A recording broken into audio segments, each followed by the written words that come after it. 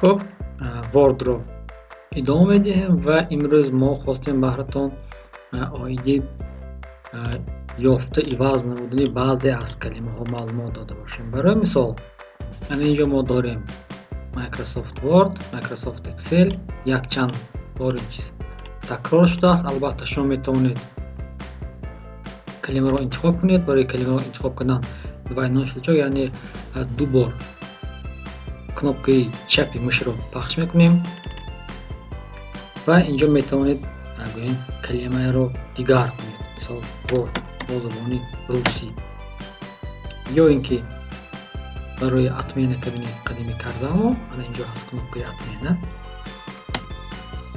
ана ки амали моро чапа боз мегардонад. хуб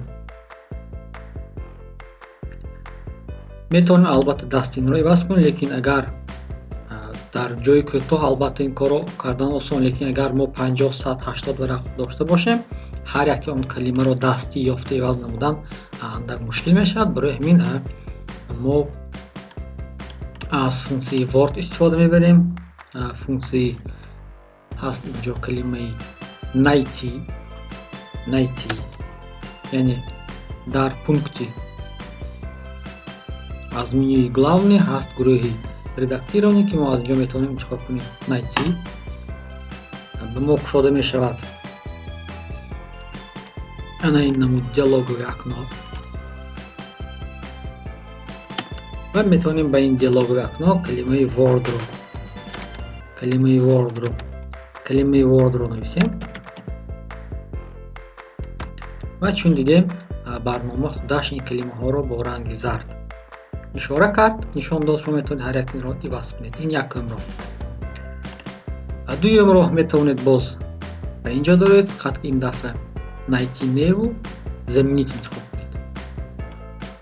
чун заменит интихоб кардем, яъне заменит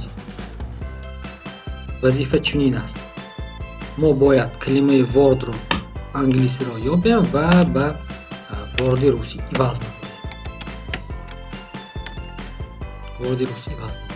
мо якчанд роҳ дорем. албатта мо метавонем заменит все пахш кунем. барнома баъди ҳамаи онро иваз намудан барнома маълумот дод ки айни ҳол се калимаро ёфта иваз намуд ва чун дар асл мебинем калимаҳо иваз шудаанд, мегӯем окей, вазифа ҳал шудааст. дуюм роҳ, мо метавонем боз заменит дароем, word англисӣ ба русӣ интихоб кунем. фақат ки ин дафъа метавонем на заменит балки дале гӯем калимаро ёбем. агар зарурият бошад аз инҷо заменит кунем, яъне як калима иваз шуд, барнома ба дигараш гузашт, хоҳем инро иваз мекунем, нахоҳем найти дале мегӯем ва ба калимаи дигар мегузорем. инро метавонем иваз намоям.